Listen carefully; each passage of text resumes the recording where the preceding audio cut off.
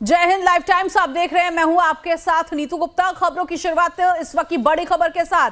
अयोध्या में 43वें रामायण मेला में संबोधन के दौरान सीएम योगी आदित्यनाथ ने संभल और बांग्लादेश को लेकर बयान दिया। सीएम योगी आदित्यनाथ ने कहा, बाबर के सिपह सालार ने जो काम 500 साल पहले अयोध्या और संभल में किया, वही काम बांग्लादेश में हो रहा है। सीएम योगी आदित्यनाथ ने कहा कि तीनों की प्रकृति और तीनों का डीएनए एक जैसा है। सीएम योगी ने एक बार फिर बांटने और काटने के बयान को दोहराते हुए कहा, यहां भी बांटने और काटने वाले तत्व मौजूद हैं। सीएम योगी के इस बयान पर अब समाजवादी पार्टी के अध्यक्ष अखिलेश यादव ने पलटवार किया है। अखिलेश यादव ने कहा है, डीएनए चेक कराने के लिए वो तैयार हैं।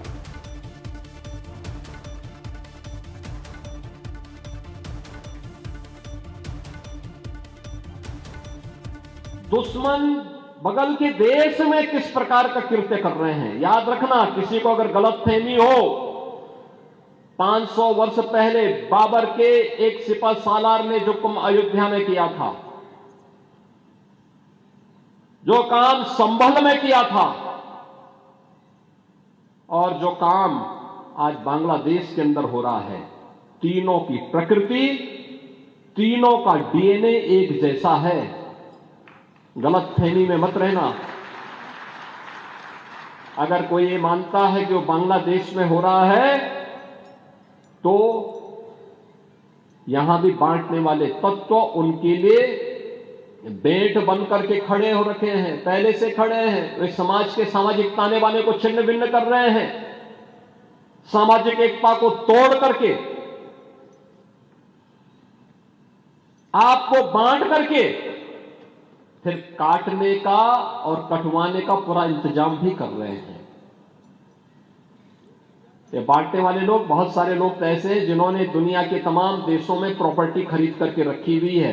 यहां संकट आएगा वहां भाग जाएंगे, मरने वाले मरते रहेंगे। मुझे नहीं पता कि मुख्यमंत्री जी कितना साइंस जानते हैं, मुख्यमंत्री जी ने कितनी बायोलॉजी पढ़ी है, मैं नहीं जानता हूं। लेकिन मैं उनसे एक बार निवेदन करना चाहता हूं कि बार बार वो डीएनए की बात कर रहे हैं, डीएनए की बात न किया करें। मैं आपके माध्यम से और बड़ी जिम्मेदारी से कह रहा हूं मैं कि वो डीएनए की बात न करें। और अगर डीएनए की बात करते हैं तो मैं भी अपना डीएनए और हम सब लोग अपना डीएनए चेक कराना चाहते हैं। और मुख्यमंत्री जी, आप भी अपना डीएनए चेक करा दो। मैं भी चेक कराना चाहता हूं अपना डीएनए, और मुख्यमंत्री जी आप भी अपना डीएनए चेक करा दो। इसलिए मेरा निवेदन है कि डीएनए की बात मुख्यमंत्री जी को शोभा नहीं देती है। एक संत होकर के, योगी होकर के और भगवा पहनने के बाद उन्हें इस तरह की भाषा और इस तरह डीएनए की बात नहीं करनी चाहिए।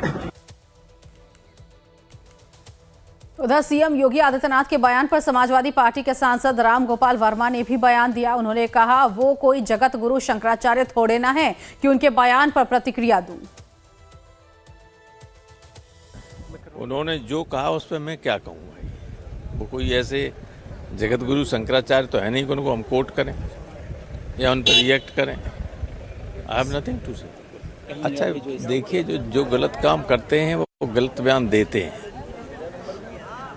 सर, उनके बयान से आप सहमत हैं कि नहीं? किन के बयान से? मुझे क्या मूर्ख समझते हो आप?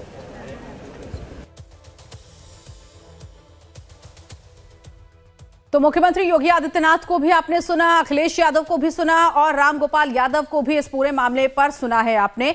धीरज इस वक्त हमारे साथ सहयोगी जोड़ गए हैं इसी खबर पर आगे की जानकारी के लिए। धीरज, अभी तक संभल मामले को लेकर जो सियासत हो रही थी, अब ये सियासत एक कदम और आगे शुरू हो गई है। आज डीएनए वाले मामले पर खूब हो हल्ला हो रहा है। क्या समझे, संभल का जो मामला कल तक ये चल रहा था कि विपक्ष का हर नेता संभल पहुंचने वाला है, आज बांटने और काटने की राजनीति जब शुरू हुई तो अब डीएनए पर भी बात आ गई है।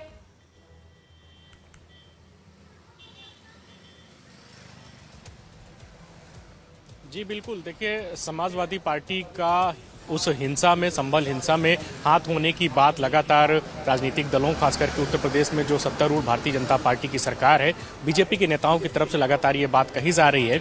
और समाजवादी पार्टी सबसे पहले वहां ग्राउंड जीरो पर जाकर घटना की जांच पड़ताल, और जो समाजवादी पार्टी का आरोप है कि पुलिस की फायरिंग में ही जो उपद्रवी थे उनकी मौत हुई, जो मुस्लिम समाज से आते हैं, उसको लेकर समाजवादी पार्टी वहां ग्राउंड जीरो पर जाना चाहती थी और लोगों से मिलकर घटना की वास्तविक जानकारी करना चाहती थी।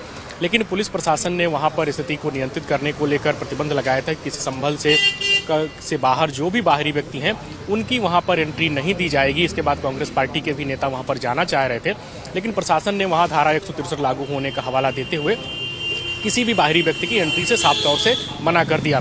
इसको लेकर तमाम तरह की सियासत देखने को मिल रही है। राजनीतिक दलों की तरफ से बीजेपी सरकार और प्रशासनिक मशीनरी के दुरुपयोग की बात लगातार कही जा रही थी। आज मुख्यमंत्री योगी आदित्यनाथ ने उसी घटनाक्रम को लेकर अपनी बात को दोहराया है कि संभल में जिस प्रकार से हो रहा है या इससे पहले बांग्लादेश में जो चीज़ें हो रही हैं वह सब एक तरीके से सुनियोजित साजिश है और यह सब हिंदू जनमानस को मुख्यमंत्री योगी आदित्यनाथ ने आगाह भी करने की कोशिश की है कि ये जो घटनाएं हो रही हैं उन सब को अगर उसके मूल पर जाएं तो इन सब का डीएनए एक है। कुल मिलाकर मुख्यमंत्री योगी आदित्यनाथ ने हिंदू जनमानस को एक करने, उसको आगाह करने कि जिस प्रकार से जो घटनाएं हो रही हैं उसको लेकर चेतने की ज़रूरत है, सबको आगाह होने की ज़रूरत है। और जब मुख्यमंत्री योगी आदित्यनाथ का यह बयान आया तो उसके बाद से इस पर और सियासत शुरू हो गई है। समाजवादी पार्टी के अध्यक्ष पूर्व मुख्यमंत्री अखिलेश यादव आज कानपुर में कार्यक्रम में गए हुए थे। जब उनसे इस बारे में सवाल किया गया तो पहले तो उन्होंने कहा कि मुख्यमंत्री योगी आदित्यनाथ एक संत हैं, भगवा धारण किए हुए हैं, उन्हें इस प्रकार की बात नहीं करनी चाहिए। जहां तक डीएनए जांचने की बात है तो वह खुद अपना डीएनए जांच करवाने के लिए तैयार हैं और मुख्यमंत्री योगी आदित्यनाथ को भी अपना डीएनए की जांच करवानी चाहिए। समाजवादी पार्टी की तरफ से मुख्यमंत्री योगी आदित्यनाथ के बयान पर पलटवार किया गया है और इससे पहले भी मुख्यमंत्री योगी आदित्यनाथ ने हिंदू जनमानस को एक तरीके से एकजुट करने, उसे आगाह करने को लेकर हरियाणा विधानसभा चुनाव के दौरान एक बड़ा और महत्वपूर्ण बयान दिया था। उन्होंने कहा था कि अगर बटेंगे तो कटेंगे, ऐसे में सबको एक रहना होगा, नेक रहना होगा। अब उसी बयान के बाद अब मुख्यमंत्री योगी आदित्यनाथ ने जो पिछले दिनों संभल में हिंसा हुई है और आगजनी की घटना हुई थी, एक समाज की उसमें लोगों की मौत हुई है और जो प्रथम दृष्टया जांच पड़ताल में बात सामने आई है कि जो मुस्लिम समाज के लोग वहां पर थे उनकी हिंसा में बड़ी साजिश निकलकर सामने आई थी। जो फॉरेंसिक टीम ने वहां ग्राउंड जीरो पर अभी तक जांच पड़ताल की है तो उसमें जो पाकिस्तान में जो बने हुए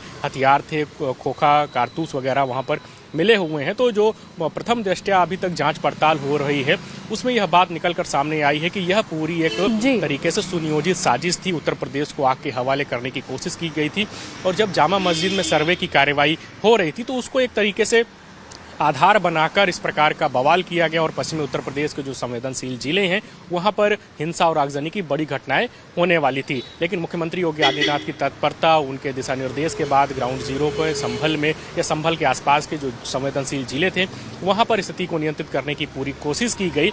अब जो राजनीतिक परिस्थितियां हैं उसको देखते हुए लगातार बयानबाजी देखने को मिल रही है। संभल में तमाम राजनीतिक दलों के लोग वहां पर जाना चाह रहे हैं और जब राजनीतिक दलों के लोग वहां पर जाएंगे तो ये मामला तो अभी और ज्यादा गरमाने वाला है क्योंकि राहुल गांधी और प्रियंका गांधी ने कह भी दिया था कल कि वो 6 दिसंबर को संभल जाएंगे। तो अब देखना यही है कि 6 दिसंबर को क्या कुछ होगा, क्योंकि इससे पहले राहुल गांधी और प्रियंका गांधी का डेलीगेशन जो था, कांग्रेस का डेलीगेशन, उसे प्रशासन की तरफ से रोक दिया गया। फिलहाल बहुत शुक्रिया धीरज इस जानकारी के लिए। तो संभल की जो लड़ाई है अब वो डीएनए पर आ चुकी है। डीएनए को लेकर लगातार जो बयान हो रहे हैं, पहले मुख्यमंत्री योगी आदित्यनाथ ने बांटने और काटने की राजनीति में बोला हिंदुओं को एक रहने की है और जो लोग बांटने और काटने की राजनीति कर रहे हैं वो ये राजनीति करके विदेश भाग जाएंगे। तो वहीं अखिलेश यादव कह रहे हैं कि वो डीएनए चेक कराने के लिए तैयार हैं।